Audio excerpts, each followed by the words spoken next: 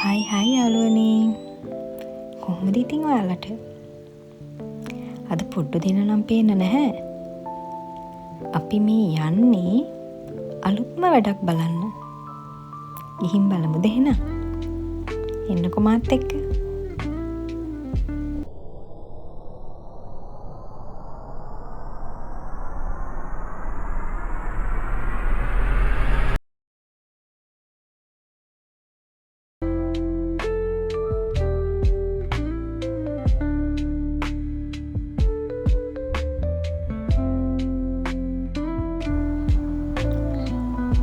බලන්නකෝ ඉන්න සෙනග.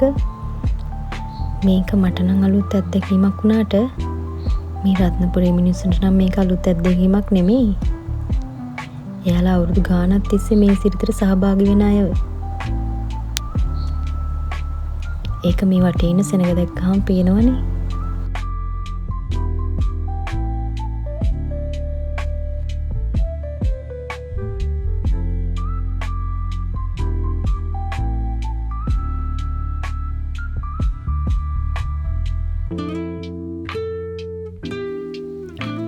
මේක ටිකක් අලුත් දෙයක් නිසා මාත් හරි ආසාවෙන් බලන් හිටියේ. මේ ඉස්සෙල්ලාම වෙන ඔරුවේ එන්නේ රත්නපුර මහා සුමන සම්බන්ධයවල ප්‍රධාන කපු මහත්තයා. ඔයාලා දන්නවද දැන් වෙලාව කීයද කියලා? උදේ 11:00ට විතර ඇති. උදේ 6 වෙනකොටත් මෙතනට මිනිස්සු ඇවිල්ලා හිටියලු. බලන්නකෝ යාළුවගේ විශ්වාසය. දිය කැපීමේ මංගල්‍යයට ගඟ දිගේ උඩහට තමයි ඔරුව එන්නේ. ඒ නිසා ටිකක් අමාරුයි. ටිකක් නෙමෙයි ගොඩක්.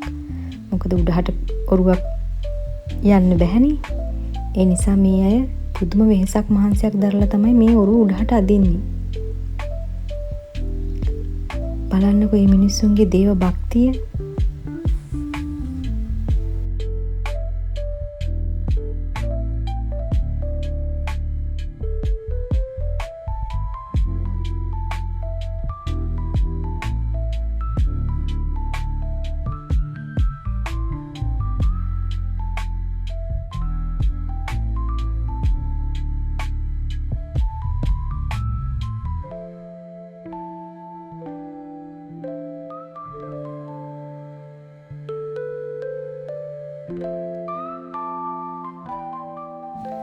මේ ඉස්සෙල්ලාම පොරුවට මිනිස්සු එයාලා හදාගෙන ආපු පූජාවට්ටි පූජා කරන එක තමයි මෙතන සිද්ධ වෙන්නේ.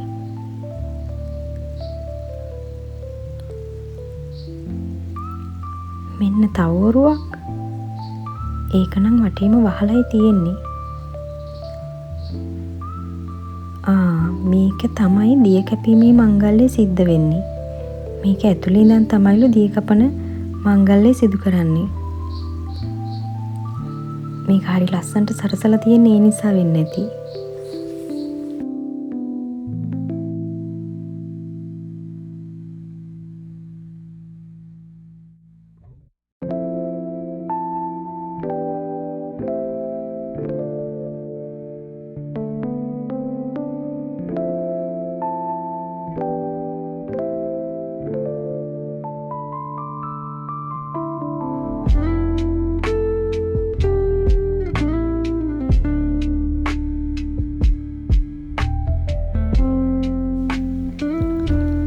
බලන්නකෝ මේ අය මේකට මහන්සි වෙන තරම්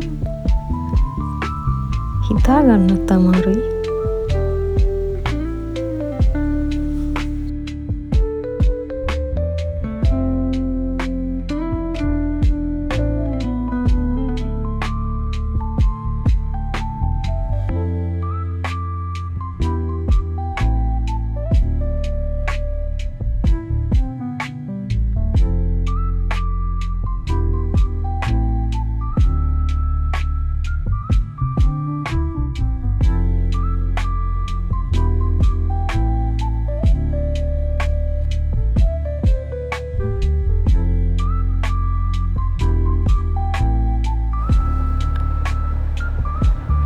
එතනත් වත් පිළිවෙත් වගේක් සිද්ධ වෙනවා.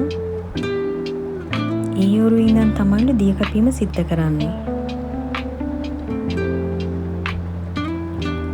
බලන්නකො මිනිස්සු හරි ආසාවෙන් බලන් ඉන්න හැටි.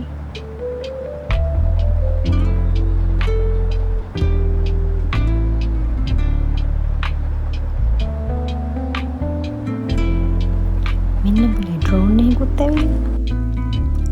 මේවා ඉතින් රත්නපුර මැණික් ව්‍යාපාරිකයන්ගේ වැඩ තමයි. දී කැපීමේ මංගල්‍ය අවසන් වෙන්න යන්නේ. ආයෙත් අලුත් අත්දැකීමක් එක්ක මං ඔයාලව හමු වෙන්න එන්නම්.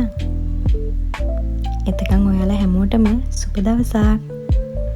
ඒ වගේම අපිව සබ්ස්ක්‍රයිබ් කරන්නත් අමතක කරන්න එපා. ෆයිට්ලන්තින් ආයෙ දවසක හම්බ වෙමු.